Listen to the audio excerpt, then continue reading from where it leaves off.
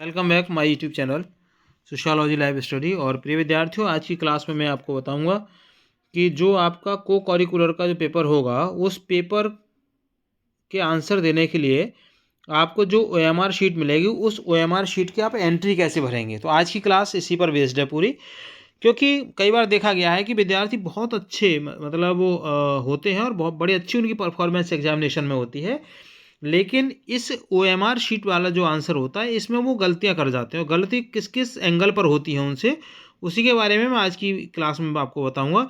तो ध्यान से इसको आपको देखना है कि विद्यार्थी गलती ना करें। देखिए, आपने मान लीजिए पूरे क्वेश्चंस आपने सही किए हैं, तो कई बार बच्चे गलती क्या करते हैं, एक तो ये कि जो क्वेश्चन बुकलेट होती है उस क्वेश्चन बुकलेट में वो टिक लगाते चले जाते हैं कि आपको कौन सा सही है।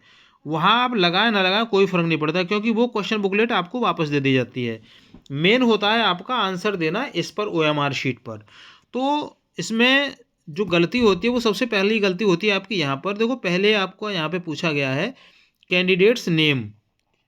पहले वाले इस ऑप्शन में देखिए कैंडिडेट्स नेम यहाँ पे पूछा गया है, तो candidates name in English capital letters, अर्थात आपको यहाँ पर अपना नाम इंग्लिश के कैपिटल लेटर्स में लिखना है। कैपिटल लेटर्स में कैसे लिखना है मैं आपको एक एग्जांपल से बता देता हूँ यहाँ पे, कि जैसे मान लीजिए किसी विद्यार्थी का नाम मान लीजिए अमित है, तो आप तो कैसे लिखेंगे अमित। अमित आप ऐसे ए, इसमें ठीक से नहीं आ रहा, एक मिनट, मतलब कुल मिलाकर के आपको वो कैपिटल लेटर्स में आपको वो नाम वहाँ पे लिखना है। तो मैं इसको थोड़ा बड़ा करता हूँ और यहाँ पे आराम से मैं आपको लिख के दिखाऊंगा। तो यहाँ से तो आप मतलब ऐसे लिखना है अमित, AMI और T, अमित। या अमित कुमार है तो वो आगे अमित कुमार भी लिख देंगे। छात्राएं विशेष ध्यान रखें, वो कभी कभी अपने नाम के आगे कुमारी लगा देती हैं, वो आपको बिल्कुल नहीं लगाना है। जैसे मान लीजिए कुमारी पूजा है, कुमारी आरती है, कुमारी कोई दूसरा नाम है, वो कुमारी आपको यहाँ पर नहीं लिखना है। केवल आपको अपना नाम लिखना है जो आपके एडमिट कार्ड पर पड़ा हुआ है, और इंग्लिश के कैपिटल लेटर्स में, no small letters and no Hindi. ध्यान रखिएगा, हिंदी में भी आपको नहीं लिखना है और आपको स्मॉल लेटर में भी नहीं लिखना है। यहाँ पर केवल और केवल कैपिटल लेटर्स में आपको अपना नाम यहाँ पे लिखना है। अब दूसरे कॉलम पे आते हैं, यहाँ पे पूछा गया है आपका अपना रोल नंबर, कि आपका रोल नंबर क्या है। तो जो भी रोल नंबर आपका है वो आप इस जो आपका यहाँ पे कॉलम है उन कॉलम में आप रोल नंबर आप उसको भर देंगे। जैसे मान लीजिए ये है 2503 4, ठीक है। एक एग्जाम्पल के तौर पर है 5620 देन 395। इस तरह से मान लीजिए कोई रोल नंबर है, तो वो आप इसमें पूरी तरीके से आप उसको बिल्कुल साफ साफ भर देंगे। दूसरा एक सबसे महत्वपूर्ण बात जो आपको ध्यान रखने की है वो है कि कहीं भी आपको वाइटनर का यूज़ नहीं करना है, इसलिए बहुत ध्यान से आपको इस एंट्री को भरिए। कोई जल्दबाजी मत करिए, एकदम केयरफुली, यानी 2 घंटे का टाइम आपको मिलेगा और इसके लिए 10-15 मिनट आप इसमें एंट्री भरने में लगा लीजिए, कोई दिक्कत नहीं है, क्योंकि आपकी एंट्री सही होनी चाहिए। जल्दबाजी करेंगे आपकी एंट्री गलत हो जाएगी, और एंट्री गलत होने का मतलब है कि आपका ये पेपर क्लियर नहीं हो पाएगा। पेपर को क्लियर करना है तो आपको ये एंट्री बिल्कुल सही भरनी है। तो यहाँ आपने रोल नंबर भर दिया। अब दूसरा कॉलम आप यहाँ पे देखिए आ रहा है डेट ऑफ एग्जामिनेशन, यानी कि जिस डेट में आपका एग्जाम है वो डेट आपको यहाँ पे डालनी है। तो इसके लिए एक एग्जांपल के तौर पर हम देखते हैं, जैसे मान लीजिए डेट ऑफ एग्जामिनेशन क्या है। जैसे BSc के विद्यार्थी हैं, BSc के विद्यार्थियों का 2 फरवरी के लिए है, तो वो लिखेंगे यहाँ पर 002, फिर फरवरी का मतलब दूसरा महीना 02, इसके बाद ईयर कौन सी है 2026, तो 2026, ठीक है। इस तरीके 0 नीचे चला गया है इसको, हाँ। तो यहाँ पे आप इसको ऐसे करके आप लिख देंगे इसको, ठीक है। तो ये आपका यहाँ पे डेट ऑफ एग्जामिनेशन हो गई। अब यहाँ पे एक कॉलम आपका और आ रहा है, वो है दोबारा से फिर यहाँ पे रोल नंबर आपसे पूछा गया है। तो देखो विद्यार्थियों, ये रोल नंबर आपको बहुत ही ध्यान से यहाँ भरना है। तो जैसे मैंने अभी एग्जाम्पल दे करके आपको बताया था, वहाँ पे जो भी आपका रोल नंबर है वो रोल नंबर एक बार फिर आप यहाँ पे इसको भर देंगे। तो रोल नंबर है वहाँ पे मान लीजिए जैसे यह 255 0 3 4 5 5। थोड़ा बड़ा कर लेते हैं इसको इरेज करते हैं।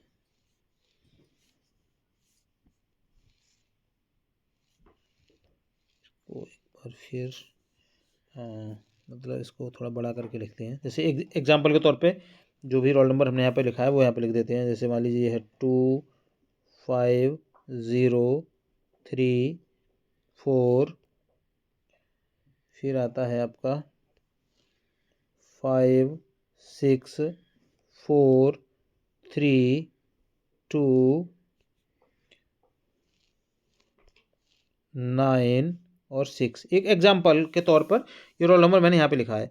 अब आपको क्या करना है, अब आपको यहाँ पे इसको सर्कल जो है वो उनको डार्क करना है। सर्कल डार्क करने का मतलब, जैसे मैंने आपको जो कॉपी की एंट्री कैसे भरनी है उसमें भी मैंने आपको बताया था। जैसे मान लीजिए आपका ये 2 है, तो क्या करना है आपको, इस 2 को इस लाइन में देखना है कि 2 कहाँ पे आ रहा है, और उसी सर्कल को आपको क्या करना है, ये बिल्कुल डार्क कर देना है। जैसे आप इसको करेंगे, इसको ऐसे करके, ध्यान रखिए आपको ऐसे करना होता है ये कि बिल्कुल सर्कल से पूरा सर्कल आपका ये पूरा डार्क हो जाए। कई बार गलती क्या करते हैं विद्यार्थी, जैसे मान लो 5 है, 5 करना है तो 5 का आपको ऐसे करके बिंदी लगा दी। ये बिंदी नहीं लगानी होती। जो सर्कल आप देख रहे हैं वो सर्कल को पूरा आपको ब्लैक करना होता है, यानी ब्लैक या ब्लू जो भी पेन आपका है वो पूरा आपको करना है। तो इस तरह से आप इसको डार्क करते हुए चले जाएंगे। इस वाले कॉलम में क्या है, 0 है, तो यहाँ पे 0 को डार्क कर देंगे। ठीक है। इसके बाद में फिर अगले कॉलम में क्या आता है, अगले कॉलम में है आपका 3, तो इस लाइन में 3 कहाँ पे आ रहा है ना, इस कॉलम में 3 आ रहा है। यहाँ पे देखिए 3, तो 3 को करेंगे। यहाँ पे 4 आ रहा है तो 4 को करेंगे। यहाँ पर 5 आ रहा है तो 5 को करेंगे। ठीक है। हाँ, मैं थोड़ा जल्दी में कर रहा हूँ तो इसलिए कुछ रह जा रहा है। चलिए मैं पूरा करके दिखाता हूँ आपको। ऐसे करके पूरा सर्कल आपको ये डार्क करना, कुछ भी बाकी नहीं रहना चाहिए। और गलती हो जाए तो वाइटनर का इस्तेमाल प्लीज़ आप बिल्कुल मत करिए। ये अगर आप करेंगे तो इसमें आपका घाटा रहेगा। और इसमें फिर अगले वाले में आता है, फिर क्या है, आगे है फिर इसमें 0, इसमें आपको 0 करेंगे। और 0 के बाद में फिर आता है आपका इसमें 4 है, तो इसमें आप 4 को कर दीजिए इस लाइन में 4। ठीक है। इसमें फिर 3 कर दीजिए, इसमें फिर आप 2 कर दीजिए। समझ रहे होंगे कि यहाँ 4 आ रहा है तो इस लाइन में देखना है कि 4 कहाँ पे है, उसी 4 को करना है। यहाँ पे 3 आ रहा है तो इस लाइन में 3 को देखिए, इसके नीचे कहाँ पे आ रहा है, 3 करना है। यहाँ पे 2, तो 2 को करना है जहाँ पे आ रहा है। इस लाइन में कितना आ रहा है, इस लाइन में आ रहा है 9, तो हम देखेंगे 9 कहाँ पे है, 9 यहाँ पे है। तो यहाँ पे क्या करेंगे, 9 को हम डार्क कर देंगे। और लास्ट में कौन सा डिजिट आ रहा है, लास्ट में डिजिट आ रहा है आपका ये 6, तो इस लाइन में आके हम क्या करेंगे, 6 को डार्क कर देंगे।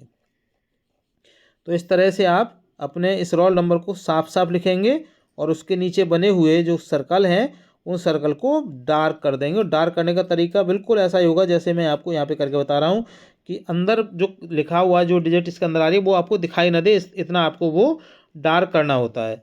इसके बाद में फिर अगला कॉलम आता है जिससे पूछा गया है बुकलेट कोड। तो बुकलेट कोड में जो क्वेश्चन बुकलेट आपको मिलेगी उसके ऊपर ये बुकलेट कोड पड़ा हुआ होगा। तो वहाँ पर आप इसको एक बार देख लेंगे कि बुकलेट कोड क्या है। तो वही जो बुकलेट कोड यहाँ पे पड़ा हुआ है उस बुकलेट कोड को आप इस पर भर देंगे। जैसे मान लीजिए एग्जांपल के तौर पर 2 3 1 2 और 4, मान लीजिए ये आपका बुकलेट कोड है, जो जो क्वेश्चन बुकलेट है उसके ऊपर लिखा हुआ होगा। तो आप यहाँ पे ऐसे ही इसको भर देंगे। अब इसको भी आपको डार्क करना है, तो डार्क करने का तरीका वही है जैसा मैंने अभी आपको रोल नंबर के लिए बताया कि देखिए पहले क्या है 2, तो इस लाइन में 2 कहाँ पे आ रहा है, यहाँ पे आ रहा है। तो आप क्या करेंगे, 2 को आप ऐसे करके डार्क कर देंगे। मैं एक बार फिर आपको याद दिला रहा हूँ कि सर्कल को आपको बिल्कुल ऐसे डार्क करना होता है कि अंदर, मतलब अंदर की जो भी डिजिट लिखी हुई है वो दिखाई न दे, और पूरे सर्कल को आप उसको डार्क करते हैं। ठीक है। इसमें आपका आ रहा है 3, तो आप 3 को कर देंगे। यहाँ पे 1 आ रहा है तो आप इसमें 1 को कर देंगे। ठीक है। और यहाँ पर इसमें ट्रू है, फिर ट्रू कर देंगे, ठीक है। ऐसे आप इसको करते हुए चले जाएंगे। इसके बाद में फिर आ रहा है आपका ये लास्ट में आपका 4 आ रहा है, तो आप इसको 4 को कर देंगे, ठीक है।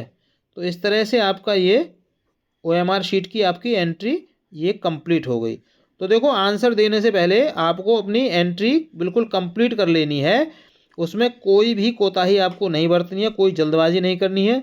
यहाँ जरा भी आपकी गलती हो गई तो चूंकि वहाँ पर कोई ऐसा तो है नहीं कि कोई प्रोफेसर आपकी कॉपी को चेक कर रहा है तो चलो कोई बात नहीं, बच्चे ने गलती कर ली, वो देख लेगा। ये तो मशीन के द्वारा इसको चेक किया जाएगा, नहीं कंप्यूटर के द्वारा चेक किया जाएगा। सही होगा तो सही है, गलत हो गया तो गलत है, फिर वो कहाँ आपको इसका देखा। तो आप इसको सावधानी से इसको भरेंगे। फिर इसके बाद में अगला कॉलम आ जाता है, यहाँ पे देखिए ये लास्ट कॉलम है। फिर यहाँ पे है कैंडिडेट सिग्नेचर और नीचे है इन्विजिलेटर सिग्नेचर। बच्चे गलती क्या करते हैं कि जहाँ इन्विजिलेटर सिग्नेचर लिखा हुआ है यहाँ पे अपना नाम लिख देंगे, कैंडिडेट सिग्नेचर है यहाँ पे आप अपना नाम लिख देंगे या अपने सिग्नेचर कर देंगे। तो यहाँ आपको क्या करना है, कैंडिडेट सिग्नेचर में अपने सिग्नेचर करने हैं।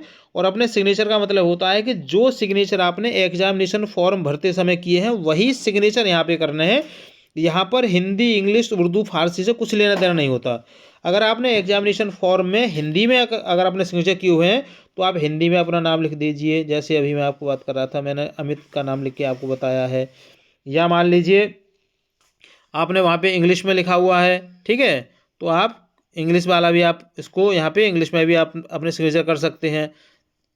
आपने उर्दू में किए तो आप उर्दू में भी कर सकते हो। तो कोई यहाँ पे बाउंडेशन नहीं होता कि सिग्नेचर आपने, मेन होता है कि आपने एग्जामिनेशन फॉर्म में सिग्नेचर आपने किस में किए हैं, तो उसी तरह से आप उसको कर दीजिएगा। आपने इंग्लिश में किए हैं तो आप इंग्लिश में कर दीजिए। वहाँ पे आपने केवल नाम लिखा है तो नाम लिख दीजिए। जो भी सिग्नेचर वहाँ किए हुए हैं इसको समझ लीजिए, वही सिग्नेचर आपको करने हैं।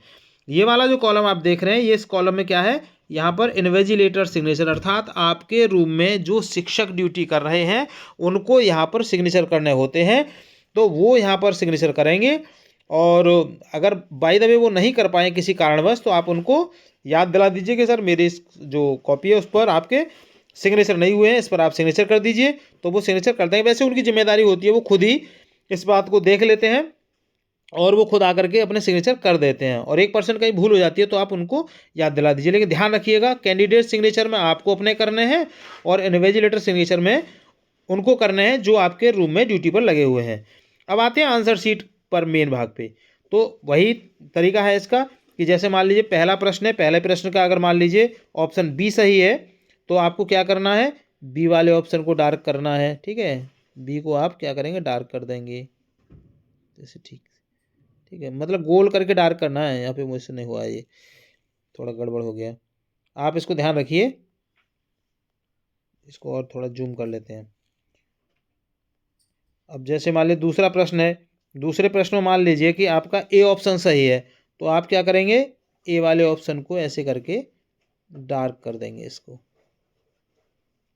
ध्यान रखना है कि पूरा सर्कल ही आपको डार्क करना है। मैं फिर आपको एक बार याद दिला रहा हूँ कि इसमें कई बार पेंसिल से ऐसे ही ऐसे हल्की हल्की बिंदी लगा के आप चले जाते हैं, तो आपका दूसरा हो गया, ठीक है। अब मान लो तीसरे में आपका सी सही है तो आप सी को कर दीजिए। कुछ विद्यार्थी क्या करते हैं, इतनी बड़ी बिंदी लगा देंगे, लगेगा उनको आंसर हो गया। ये नहीं करना आपको, या कुछ इतना करेंगे, इतना करके छोड़ देंगे, नहीं, क्या करना है आपको, ये पूरा डार्क करना है। और मैं एक बात और ध्यान रखिए कि जैसे मान लो किसी प्रश्न में ऐसा हो जाता है कि जैसे मान लो ऑप्शन तो उसका सही था बी और आपने लगा दिया सी, तो लग गया तो लग जाने दो उसको, उसमें आप कुछ मत करिए, आप कुछ कर भी नहीं सकते हैं। आप केवल इतना कर सकते हैं कि चूंकि बी सही था इसका तो फिर बी को भी कर दीजिए, बी को भी आप इसमें कर दें अगर ऐसी सिचुएशन कहीं पर आ रही है।